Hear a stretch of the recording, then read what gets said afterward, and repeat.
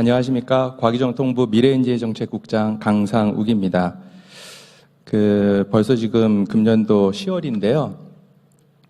제가 인재정책국장으로 금년 2월 달에 부임을 했는데, 부임하자마자 코로나로 인해서 여러 가지 많은 환경 변화들이 있었습니다.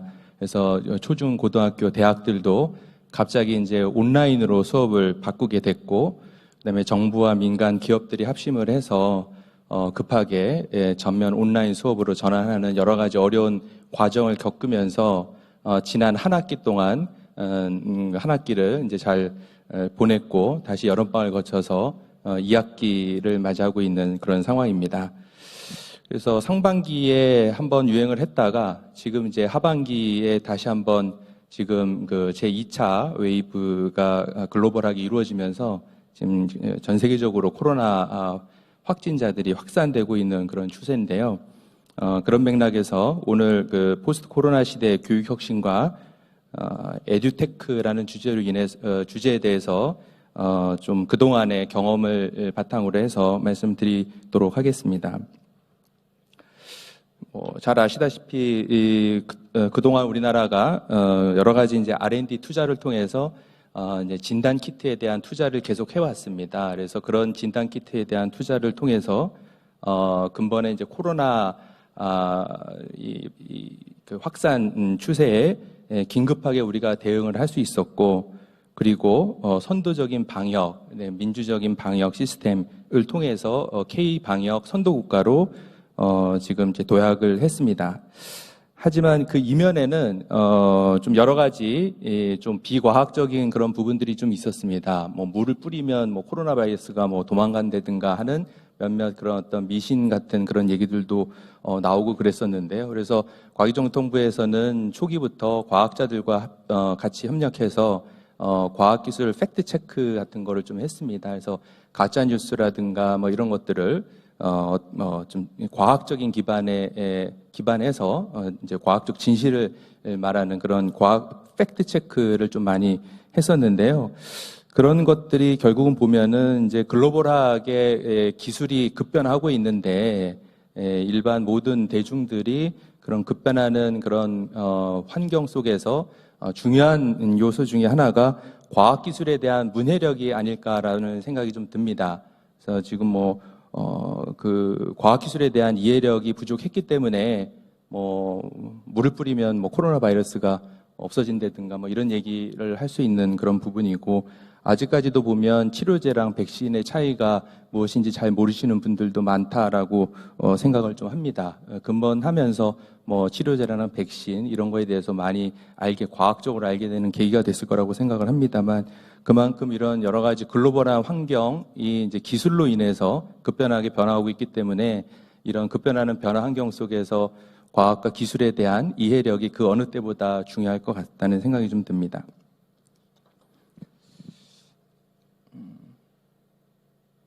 요거는 이제 코로나19로 인해서 급속하게 지금 변화를 하고 있는데, 이 코로나를 1차적으로 그 확진자를 그러니까 대응을 하는 게 일단 1차적으로 제일 중요한 부분이긴 하지만, 글로벌한 기업들이 이 코로나라고 하는 것이 단순히 팬데믹으로 그치는 게 아니라 새로운 좀 이렇게 도약을 위한 그런 어떤 글로벌한 경쟁이 가속화되고 있는 그런 상황입니다. 그 이면에는 여러 가지 과학과 기술이 있는 그런 상황이고요.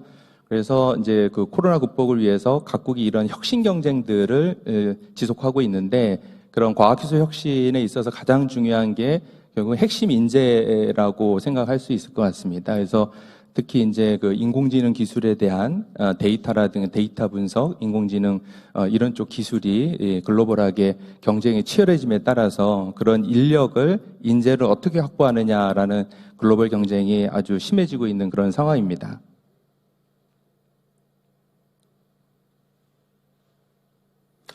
좀 전에 말씀드렸지만 데이터, 인공지능, 그다음에 클라우드 컴퓨팅, 그 녹색 경제 등 관련된 유망직군의 일자리가 향후 2년간 2020년에서 2022년까지 200만 개 이상 증가할 전망이라는 예측 보고서도 나왔고요. 그리고 이게 양적으로만 증가하는 게 아니라 질적으로도 아주 우수한 탁월한 인재에 대한 그 수요가 급속하게 증가될 그런 상황입니다.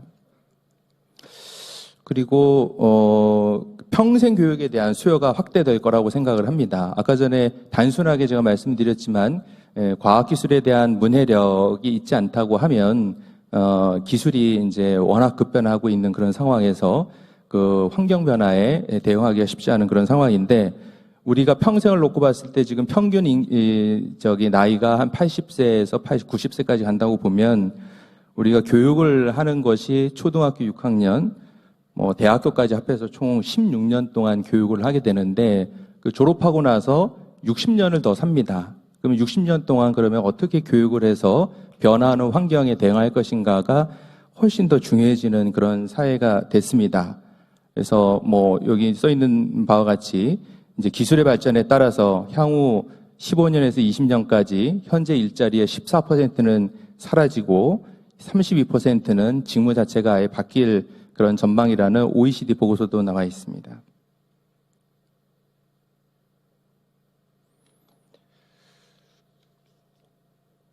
그리고 비대면 기반의 온라인 수업 확대입니다. 이거는 여기 저희가 사실 2월 달에 그 코로나로 인해서 확산되면서 온라인 수업을 해야 되는데 여러 가지 쟁점들이 많았습니다. 규제에 따르면 일반 대학들은 그 온라인 수업을 100% 할 수가 없거든요.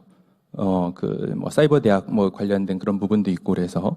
근데 이제 워낙 이제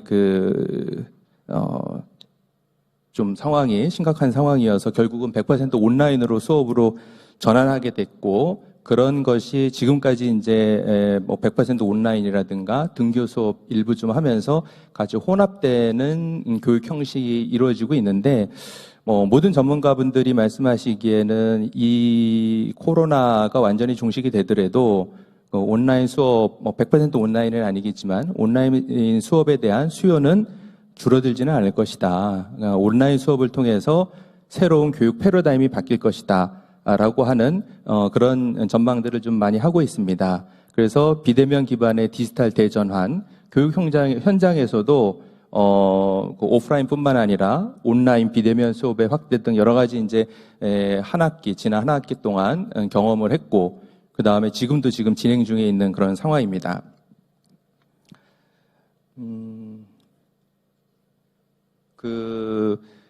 지난 한 학기 동안 저희가 초중고등학교, 대학교에서 여러 가지 이제 온라인 수업, 그다음에 등교 수업, 이렇게 혼합된 그런 교육들이 이루어지고 있는데 그런 한 학기 동안의 경험들을 좀 저희가 좀 분석을 좀 했습니다. 특히 이제 저희 과기정통부에서 지원을 하고 있는 과기원들, 4대 과기원들 이공계 특성화 대학들 중심으로 일단 저희가 교훈을 좀 정리를 좀 했었는데요. 설문조사나 이런 걸 통해서 저희가 좀 분석을 좀 해봤습니다. 특히 이제 카이스트 같은 경우를 먼저 말씀을 드리면 2020년도 1학기에 전체 과목에 학사 과정이랑 대학원 과정이 있는데 학사 과정 같은 경우는 실시간 수업으로 한 게 30%, 그다음에 비실시간으로 한 게 38%, 혼합을 한 게 32% 정도 됩니다. 비실시간이라고 하는 거는 녹화해뒀다가 틀어주는 이제 그런 형식인데요.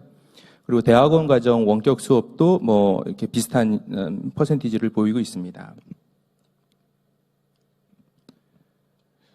네, 좀 공교롭게도, 저희가 이제 1학기 때 소위 이제 학점을 좀 저희가 좀 들여다봤는데, 의외로 학점이 나쁘지 않습니다.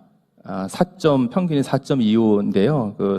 1학기 수업이 관련해서 다음번에 좀 보시면 연도별로 보면은 이렇게 큰 차이를 보이지는 않습니다. 이런 것들이 현장에서 교수님들께서 원격 수업을 하면서 교수님들도 처음으로 100% 원격 수업을 하는 게 처음이다 보고 그다음에 학생들도 처음이다 보니까 여러 가지 시행착오가 있어서 평가를 하는 데 있어서 좀 부담스러워하는 그런 부분들이 많았던 것 같습니다. 그래서 여러 가지 어려운 상황을 고려를 해서 이렇게 학점을 준 게 아닌가라고 저희가 생각을 좀 하고 있고요. 그리고 이제 울산과기원에서도 여러 가지 이제 과목도 계속 온라인으로 좀 수업을 좀 했는데 요즘 재밌는 부분들 중에 하나는 뭐냐면 저희가 이제 설문조사를 했습니다. 그러니까 학생들이랑 교수님들이랑 다 설문조사를 했는데 일단 학생들 입장에서는 보시면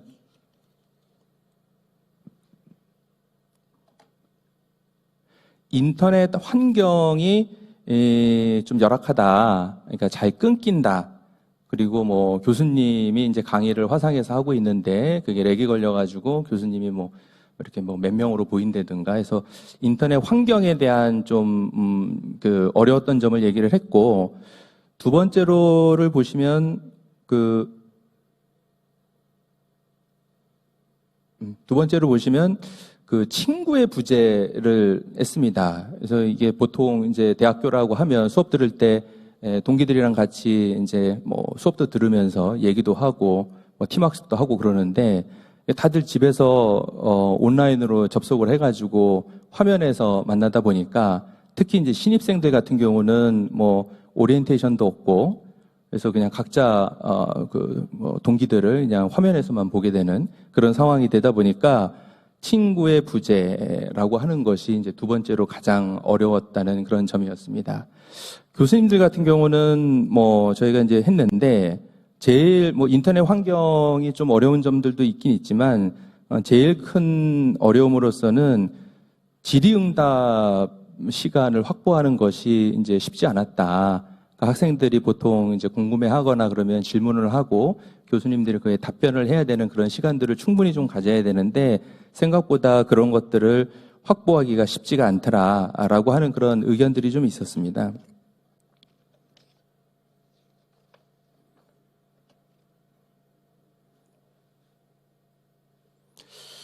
그래서 이런 여러 가지 어려운 상황 속에서도 많은 분들이 예전에 이제 일방적으로 강의 중심의 어떤 그 교육에서 벗어나서 새로운 형태의 교육 모델을 좀 시도해보는 그런 그 새로운 시도들이 많이 있었습니다. 특히 이제 4대 과개원 같은 경우는 온라인 시스템이라든가 이런 것들이 이미 이제 잘 구축되어 있는 상황이었고 그 블렌드 러닝이라든가 플립 러닝 이런 새로운 어떤 교수법에 대해서 이미 도입을 해서 잘 하고 있었기 때문에 이런 코로나 상황에서도 잘 대응을 할 수 있었는데요. 그러니까 실시간 수업 이해도 체크도 하고 그다음에 가상 실험 같은 경우 특히 이제 설문조사에서 아까 전에 거기서 좀 잘 안 나왔습니다만 제일 학생들이 어려워했던 부분이 뭐냐면 이제 실험 과목에 대한 불만입니다. 그러니까 실험을 실제로 오프라인에서 해봐야 되는 건데 이게 100% 온라인으로 있다 보니까 좀 어려운 점들이 좀 있었습니다. 근데 그럼에도 불구하고 일부 교과목에서는 그 AR, VR이라든가 그런 첨단 기술을 가상 실험 툴을 이용해 가지고 실험 과목을 온라인으로 만들어서 서로 공유를 한 그런 사례들이 있었는데요. 그런 것들은 되게 좀 혁신적인 시도라고 볼 수 있을 것 같습니다. 그동안에 이제 한 학기 동안 온라인 원격 수업을 했는데 여기 분명히 이제 여러 가지 한계점들이 있습니다. 그래서 온라인 강의에 대한 인프라가 일단은 좀 많은 대학이라든가 학교에서 부족한 부분들이 있어서 이런 부분들을 개선할 필요가 좀 있을 것 같고요. 그리고 이제 LMS 시스템이 일부 이제 도입된 데도 있고 없던 데도 있고 그러는데 이런 부분에 대한 개선도 필요하고 그 다음에 원격 수업의 질 관리나 이런 고도화할 필요가 있습니다. 옆에 보시면 아까 전에 제가 잠깐 말씀드렸는데 교수님 너무 빨라요 해가지고 교수님들이 여러분으로 이제 보이시죠? 그래서 이런 거에 대해서 좀 원격 교육에 대한 질 관리 이런 것들이 좀 필요한 부분이고요. 그 다음에 이제 온라인을 통한 평가에 대한 공정성 문제가 뭐 여러 언론에서도 뭐 많이 지적을 했습니다만 이거에 대한 것들이 이제 좀 뭐 앞으로의 화두가 되지 않을까라는 생각이 듭니다. 그래서 부정 행위를 어떻게 방지할 것인지 그리고 그 더 중요한 부분이 이제 그 학습 격차를 어떻게 메꿀 것인지에 대한 고민들이 좀 필요할 것 같습니다. 그러니까 창의적이고 자기주도적인 학생들 같은 경우는 원격 수업의 그 온라인 상황에서도 어느 정도 이제 그 학습 역량을 유지하고 있다라고 분석이 되는데 좀 중하위권 학생들 같은 경우는 그 학습 역량에 대해서 심각하게 좀 미흡한 부분들이 나타나고 있기 때문에 그런 부분들을 어떻게 학교에서 끌어올려 줄 것인지에 대한 고민들이 앞으로 좀 필요할 거라고 생각을 합니다.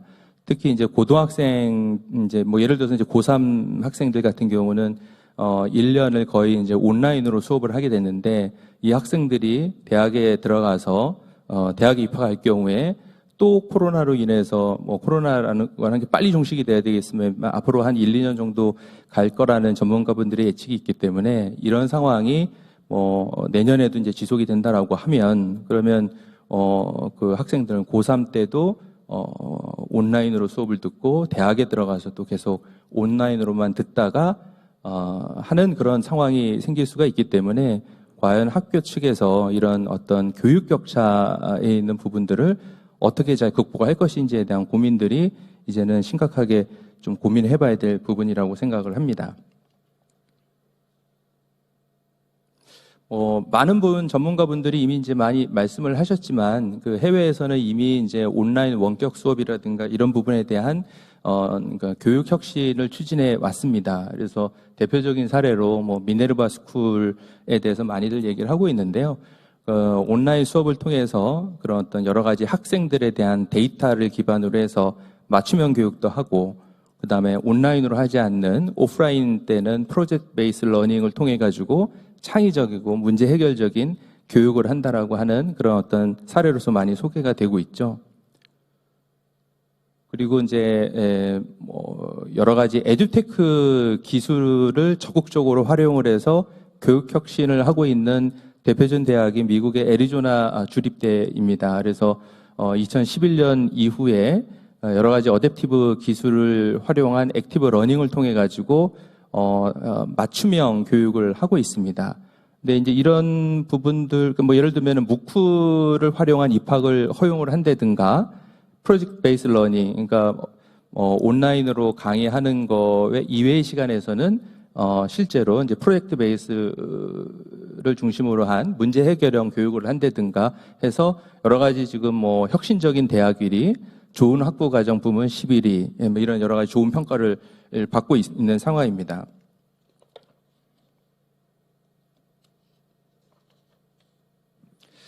이런 부분들에 있어서 이제 저희가 이제 좀 고민해야 되는 부분은, 이 애리조나 주립대학교 같은 경우는 이 어드바이저를 통해서 맞춤형으로 하고, 뭐 여러 가지 이제 기술, 어댑티브 테크놀로지를 통해서 여러 가지 이제 교육 혁신을 하면서 상대적으로 교수의 수가 많이 줄었다라는 평가입니다. 그래서 그런 거에 대한 여러 가지 이제 리소스들을 인프라에다 투자를 해서 좀 대학 혁신을 이루었다라고 하는데, 그런 부분에 대해서도 우리가 좀 고민해야 되는 부분이 아닌가라는 생각이 듭니다.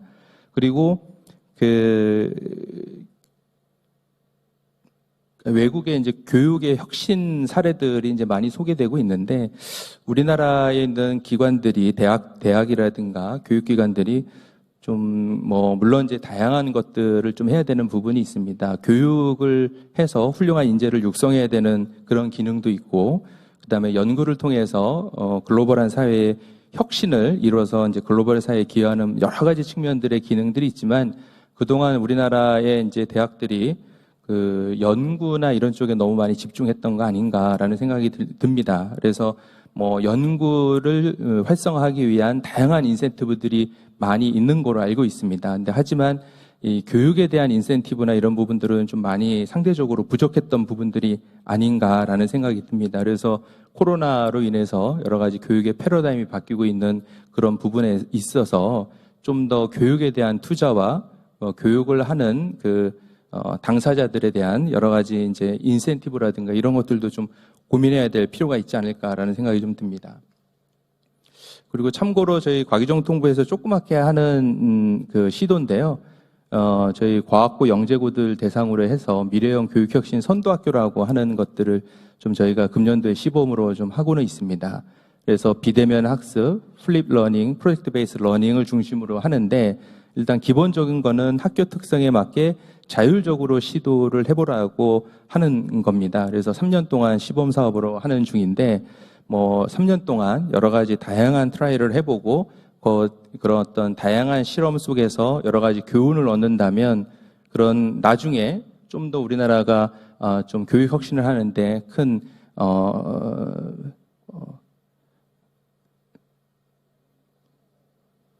도움이 되지 않을까라는 생각이 좀 듭니다. 그리고 향후 정책 방향에 대해서는 기술의 급격한 대전환이 일어나고 가속화가 되고 있는 상황에서 결국은 이제 교육이 전통적으로 우리가 생각하던 교육에서 패러다임이 좀 바뀌고 있다. 그래서 디지털 격차도 해소해야 되고, 그 다음에 예전에는 주입식 교육이었는데 학생들 수요자 입장에 맞춘 그 맞춤형 교육을 위한 기술의 어떤 역할들이 훨씬 더 커졌다라고 볼 수 있을 것 같습니다. 그래서 과기정통부에서는 과학기술 인재 육성에 대한 주무부처로서 관계부처랑 같이 금년도 상반기부터 과학기술 인재 5개년 계획을 수립을 하고 있습니다. 그래서 2021년부터 2025년까지 5개년 계획으로 수립을 하고 있는데요. 그래서 마련을 하고 있는데 연말쯤에 저희가 발표할 수 있을 거라고 생각을 하고 있습니다. 이런 인재 계획을 많은 전문가분들과 함께 논의를 하면서 지금 마련 중에 있는데, 그 마련하고 있는 중에 몇 가지 사항들 말씀을 좀 드리도록 하겠습니다. 미래과학기술 인재 핵심 역량이 뭐냐라고 했을 때 우리는 항상 보면 도메인에 대한 지식이 중요하다라고 많이 얘기를 합니다만, 그 도메인에 대한 지식들은 시기가 환경이 변함에 따라서 끊임없이 변화합니다. 그래서 지금 OECD라든가 다양한 그 국제기구에서 발표한 데 따르면 미래의 핵심 역량은 문제 발견이라든가 해결 역량, 유연성, 변화 대응 역량, 기업가적 사고 역량, 사회적 책임 및 인간 중심 사고를 가장 중요하게 생각을 하고 있다라고 합니다. 그렇다고 하면은 우리나라 교육 지금 현재 체제에서 이런 인재를 키우기 위한 교육이 이루어졌다라고 우리가 다시 한번 들여다봐야 될 것 같고, 그래서 이런 인재들을 키우기 위해서 우리가 교육을 어떻게 패러다임을 바꿀 것인가에 대해서 좀 고민을 해야 되는 그런 부분이 아닌가라는 생각이 좀 듭니다. 이 변화 대응 역량에 있어서 가장 중요하다라고 전문가분들이랑 같이 논의했던 부분 중에 하나는 뭐냐면 기초 역량 제고입니다. 그래서 기초 역량이 탄탄해야 여러 가지 변화 속에서 급격한 변화 속에서 빨리 대응할 수 있는 역량들이 생긴데, 우리가 여러 가지 주입식 교육을 하다 보니까 기초가 튼튼하지 못한 그런 부분들이 있는 것 같습니다. 그래서 특히 이제 첨단 교육 연구 주체가 연구된 수학, 과학 기초 역량을 제고할 필요가 좀 있는 것 같습니다. 그리고 그러니까 기초 역량을 튼튼히 하면서도 호기심 있는 생각하는 그런 어떤 교육, 창의성 교육이 같이 이제 맞물려 돌아가야 되는 그런 부분이 있을 것 같습니다. 근데 그런 교육 패러다임에 특히 이제 여러 가지 이제 지금 에듀텍 기업들이 여러 가지 많은 것들을 좀 하고 있는데요. 그런 어떤 에듀텍이 충분히 이제 거기에 대해서 잘 결합이 된다라고 하면 좀 좋은 결과가 나올 수 있지 않을까라는 생각이 좀 듭니다. 그리고 역시 이제 그 초중고등학교의 수학과 기초 역량뿐만 아니라 이공계 대학생들에 대한 전공 기초 역량이 중요하지 않느냐라는 얘기들이 있었습니다. 이게 여러 가지 좀 첨단 기술을 동원해가지고 AR, VR을 통해가지고 새로운 교육 기법을 만들고 하는 것들도 중요하지만 그동안 우리가 전공 기초에 대한 교육을 제대로 해왔는가라고 하는 거에 대해서 다시 이제 퀘스천 마크를 하고, 그 다음에 어떻게 하면 기초 역량을 키울 것인가에 대해서 이번 계기로 다시 고민하는 그런 어떤 계기가 되지 않을까라는 생각이 좀 듭니다. 특히 이제 저희가 이제 그 관계부처랑 같이 그동안 특히 이제 공과대학 같은 경우는 공과대학 혁신 방안을 1차, 2차에 거쳐가지고 저희가 마련을 해왔습니다. 그런데도 불구하고 여전히 그 대학과 산업과의 괴리가 여전히 크다. 지금 이제 평가에 따르면 OECD 거의 이제 가장 하위권에, 회원국 중에 가장 하위권에 있는데요. 그래서 이런 그 공과대학 혁신 방안 보면 이제 여전히 이 공과대학이 좀 부족한 부분들이 좀 있습니다. 그래서 전공 이수할 수 있는 그런 강의 교수님들을 찾을 수 없다라는 그런 얘기들도 나오고 있습니다. 특히 이제 논문을 많이 쓰시는 교수님들을 충원을 하다 보니까 정작 전공 이수를 하는데 필요한 필수 과목을 가르칠 수 있는 교수님들을 찾을 수 없다라는 그런 의견들도 있습니다. 그래서 다시 한번 우리가 전공 기초에 대한 교육을 좀 강화할 필요가 있지 않을까라는 생각이 좀 듭니다. 그리고 이제 그 온라인 교육 아까 전에 말씀 많이 들었는데요. 여러 가지 시행착오를 했기 때문에 저희 과기정통부에서는 온라인 교육에 대한 좀 모델을 좀 정립을 하려고 그러고 있습니다. 그래서 학생들이 수업 시간에 보면 15분 동안, 그러니까 이제 집중하는 시간이 15분이 이제 한계라고 지금 보통 이제 그 얘기를 하는데, 그러면 이제 교육 어떤 내용들을 15분 단위로 끊는다든가, 어떻게 하면 흥미를 유발하고, 그리고 소외된다라는 학생들의 어떤 불만들이 많은데, 그 소외되는 거를 해결하기 위해서 어떻게 할 것인지, 온라인으로서 프로젝트 베이스 러닝을 어떻게 할 것인지에 대한 그런 것들이 사실은 이제 그 화두가 될 것 같은데요. 그런 것들 좀 종합적으로 해서 온라인 교육 모델을 마련할 생각입니다. 그리고 마지막으로 가장 중요한 부분 중에 하나가 이제 그 아까 전에도 말씀드렸지만 저희가 이제 교육을 16년 동안 해서 60년 동안 생활을 합니다.